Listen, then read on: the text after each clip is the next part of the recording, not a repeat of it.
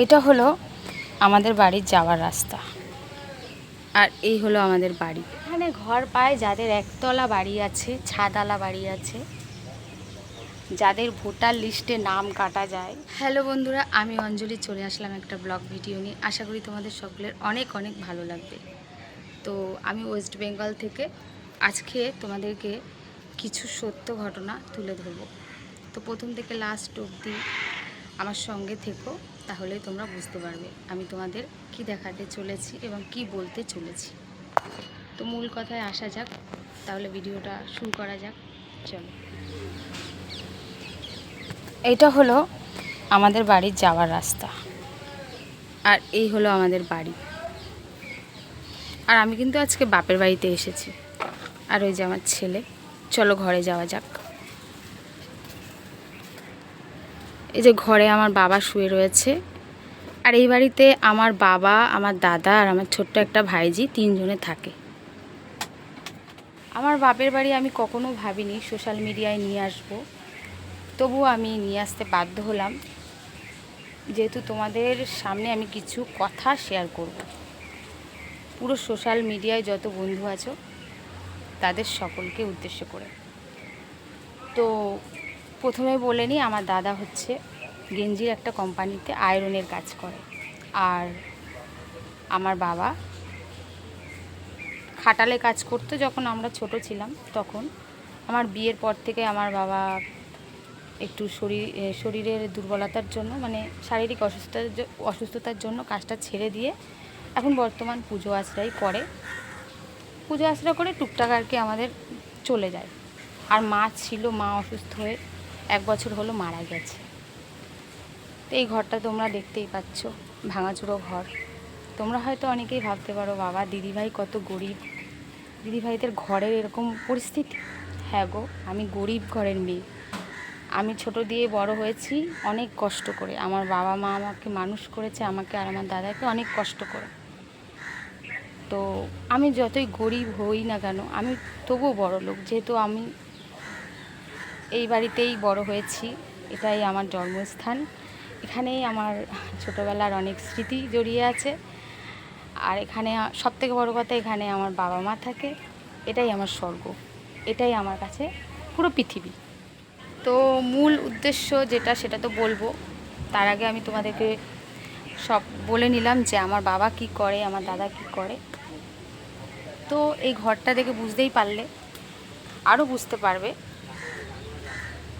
আজকে 15 বছর যে সরকার ছিল, 15 বছরে আমার বাবা একটা ঘরের অ্যাপ্লাই করেছিল, যে যাতে একটা ঘর সরকার থেকে পায় এবং সুন্দরভাবে ফ্যামিলিকে নিয়ে থাকতে পারে।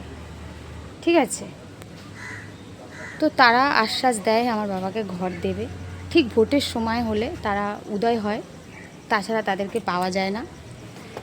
আমার মার শরীর অসুস্থ, টলমলো অবস্থায় আমার মা ক্যামেরার সামনে এসে দাঁড়ায়, তার ভিডিও করে নিয়ে যাওয়া হয়, তার ছবি তুলে নিয়ে যাওয়া হয়, আর তাকে বলা হয় যে তাকে ঘর দেবে। এই আশ্বাস নিয়েই মানে দিন চলে যায়। যেতে যেতে আজকে অনেকগুলো বছর, অনেকগুলো দিন, অনেকগুলো মাস কিন্তু চলে গেছে, তবুও তাকে একটা ঘর দেওয়া হয়নি। ঠিক আছে? আর সবথেকে বড় কথা হলো, এখানে ঘর পায় কারা জানো তো? তাহলে বলি। এখানে ঘর পায় যাদের একতলা বাড়ি আছে, ছাদওয়ালা বাড়ি আছে, যাদের ভোটার লিস্টে নাম কাটা যায়, যারা এই দেশের নাগরিক না, তাদেরকে ঘর দেওয়া হয়। ভাবতে অবাক লাগে আমার, তোমাদেরও হয়তো অবাক লাগছে, লাগারই কথা। ঠিক আছে? তো আর আমার বাবার পঞ্চায়েতে যেতে যেতে, পার্টি অফিসে যেতে যেতে, ভিডিও যেতে যেতে পায়ের জুতো ছিঁড়ে গেছে। তোমরা অনেকেই দেখেছো আমার বাবাকে আমার ব্লগে।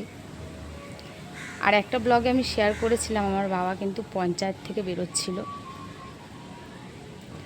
সেটা অনেকেই তোমরা দেখেছো। যারা আমার ভিডিও দেখো তারা অবশ্যই যে বুঝতে পারবে। ঠিক আছে? তো এই ঘরের জন্যই গেছিলো। এই নতুন সরকার আসার কিছুদিন আগেও উৎসাহ দিয়েছে যে হ্যাঁ, আপনাকে ঘর দেওয়া হবে, কিন্তু তারা দেয়নি। এই হচ্ছে ব্যাপার। আর এখানে মুখ চিনে চিনে ঘর দেওয়া হয়েছে তাদেরকে। তো যাই হোক, আর বেশি কিছু বলতে চাই না। তবে এখন হচ্ছে সময় বদলেছে, সরকার বদলেছে, নতুন সরকার এসেছে। নতুন সরকার এসেছে, খুব ভালো কথা।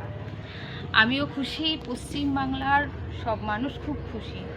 সবাই চেয়েছে সরকার বদল হোক, তাই কিন্তু নতুন সরকার এসেছে। তো যেটা আর কি বলার ছিল, নতুন সরকারের কাছে আমার এইটুকুই অনুরোধ, যারা এরকম পরিস্থিতিতে আছে তাদেরকে খুঁজে বার করে তাদেরকে সাহায্যর হাত বাড়িয়ে দেওয়া হয়। তোমরা দেখতেই পারলে বন্ধুরা যে ঘরের পরিস্থিতিটা খুবই খারাপ। আর এই উপরে দেখছো চালটা ত্রিপল দেওয়া, হ্যাঁ ওরা ত্রিপল দিয়েছিল, সেটাই আর কি টানানো হয়েছে যাতে ঘরে জল না পড়ে। জলও পড়ে, সেটা আর তোমাদেরকে আমি দেখাতেও পারিনি। আর অত বড় ভিডিও করতে চাই না, অনেকটা বড় হয়ে গেলে মানুষে ধৈর্য হারাবে। তো চলো ভিডিওটা একটু শেয়ার করে দিও প্রচুর প্রচুর মানুষের সাথে, এই সোশ্যাল মিডিয়ার প্রত্যেকটা বন্ধুদের সাথে, যাতে করে আমাদের পশ্চিমবাংলার মুখ্যমন্ত্রী দেখতে পায়, সে যেন বুঝতে পারে। এইটুকুই আমার তোমাদের কাছে চাওয়ার। তো আজকের মতো ভিডিওটা এখানেই শেষ করছি। সবাই খুব ভালো থেকো, সুস্থ থেকো। ভারত মাতা কি জয়।